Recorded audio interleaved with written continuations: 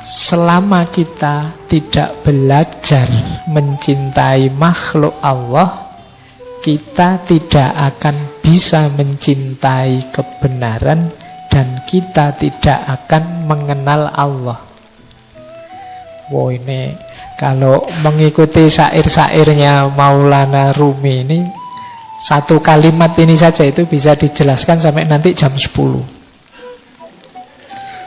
Ya, di satu kalimat ini ada tema cinta kepada makhluknya Allah, ada tema cinta pada kebenaran, dan ada tema mengenal Allah. Itu sudah jadi satu buku, satu quotes ini saja. Jadi kalau kita tidak belajar mencintai manusia, tentu saja kita tidak mungkin cinta pada kebenaran. Karena agennya kebenaran itu manusia. Jadi yang oleh Allah dititipi dengan makhluk yang namanya kebenaran itu manusia. Di luar manusia tidak sibuk mencerna, mendekati, apalagi mencintai kebenaran karena sudah paket jadi. Binatang, tumbuhan itu kan paket jadi. Beda dengan kita manusia yang berproses, diberi alat, bisa dekat dengan kebenaran, bisa jauh dengan kebenaran. Itu manusia. Nah, maka kita tidak mungkin bisa mencintai kebenaran kalau kita tidak belajar mencintai makhluknya Allah. Dan kalau kita tidak mencintai kebenaran, tidak mungkin kita bisa kenal dengan Allah. Jadi kalau ada orang hidupnya kok isinya kebencian-kebencian saja, berarti dia jauh dari kebenaran. Kalau jauh dari kebenaran berarti sulit dari mengenal Allah. Nah, ini kalimatnya Maulana Rumi. Berarti apa? Ya mari hidup ini dikembangkan dengan jalan mencintai makhluknya Allah apa saja. Jangankan yang manusia, yang bukan manusia pun hendaknya kita cintai dalam konteks mereka juga makhluknya Allah. Kalau kita kan sering dalam hidup ini, kadang-kadang ambisi dan kebencian kita lebih besar daripada cinta kita. Pak, kalau ada kejahatan, kalau ada keburukan, kalau ada apalah kemaksiatan dan lain sebagainya, apa harus kita cintai, Pak? Iya. Tapi yang dicintai bukan kok, Pak, saya cinta kejahatannya.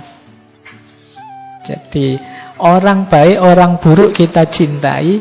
Cara kita mengekspresikan cinta tentu saja beda pada orang baik dan pada orang buruk. Kalau pada orang baik kita dukung, kalau pada orang buruk kita tuntun, kita nasihati. Kan begitu. Kita karena peduli pada orang yang kita cintai, kalau dia melakukan keburukan, ya kita dekati, kita nasihati. Jadi dalam hidup ini harusnya tidak ada ruang untuk kebencian. Kalau kita memberi ruang untuk kebencian, kita sebenarnya sedang nabrak kebenaran. Karena betapapun yang terjadi, yang kelihatan, yang ada, itu kan sebenarnya kalau memang benar terjadi berarti ketetapannya Allah. Kalau itu ketetapannya Allah, kita membenci fenomena, kita membenci fakta, kita membenci kenyataan, itu kalau pakai kalimatnya bahasa Indonesia kan berarti sama dengan membenci ketetapannya Allah. Jadi mari kita cintai apa saja, tentu saja dengan cara mencintai yang tidak seragam dan tidak sama. Jangankan untuk yang beda-beda, yang mirip saja kan kita ekspresi cintanya beda. Misalnya punya teman yang satu sudah menikah, yang satu baru SD. Itu kan cara kita mengekspresikan cinta kita pada mereka kan beda.